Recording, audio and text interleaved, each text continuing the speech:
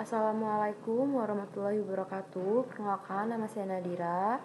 Saya dari Fakultas Hukum. Di sini saya akan menjelaskan tentang pengertian, karakteristik, dan tujuan dari hukum adat.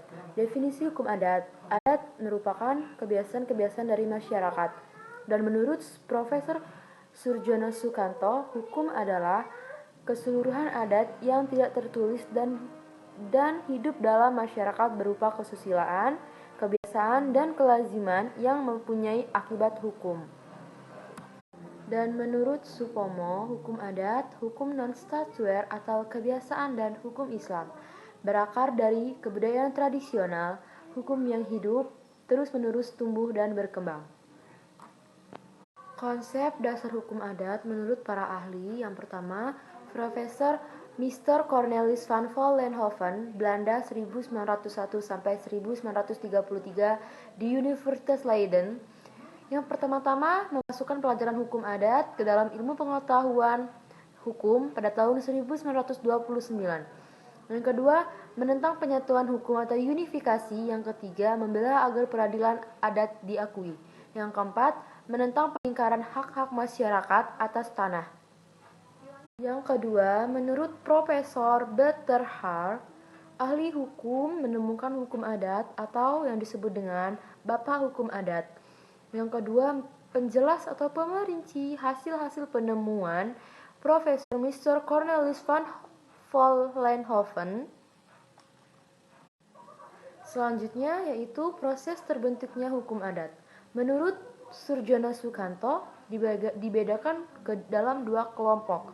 Yang pertama ialah aspek sosiologi dalam bentuk manusia, makhluk sosial, dan interaksi, pengalaman, nilai, pola pikir, perilaku, dan kebiasaan. Yang kedua, aspek yuridis ialah interaksi, pengalaman, pola pikir, nilai, sikap, perilaku, kebiasaan, norma, atau pedoman.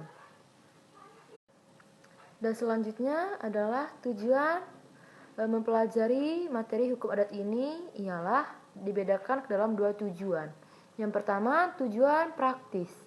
Yang dimaksud dengan tujuan praktis ini ialah secara faktual, hukum adat masih banyak dipakai di pelosok pedalaman Nusantara. Yang kedua, tujuan strategis ialah hukum adat sebagai hukum asli bangsa sebagai bahan potensial hukum positif untuk pembangunan tata hukum nasional. Selanjutnya ialah karakteristik hukum adat. Wujud hukum adat ialah yang pertama, sebagian besar tidak tertulis. Hukum tidak tertulis. Yang kedua, sebagian kecil tertulis. Dalam artian peraturan yang dikeluarkan oleh raja-raja.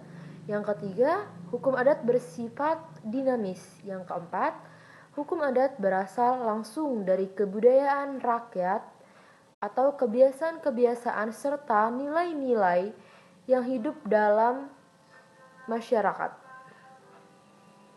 Yang selanjutnya, yang terakhir adalah referensi hukum adat Indonesia menurut Bapak Surjono Sukanto, dan dasar-dasar hukum adat dan ilmu hukum adat menurut Soleman B. Taneko. Hukum adat menurut Laksanato Utomo. Dan yang terakhir, hukum agraria Indonesia menurut Bapak Budi Harsono. Sekian dari saya akhiri. Wassalamualaikum warahmatullahi wabarakatuh.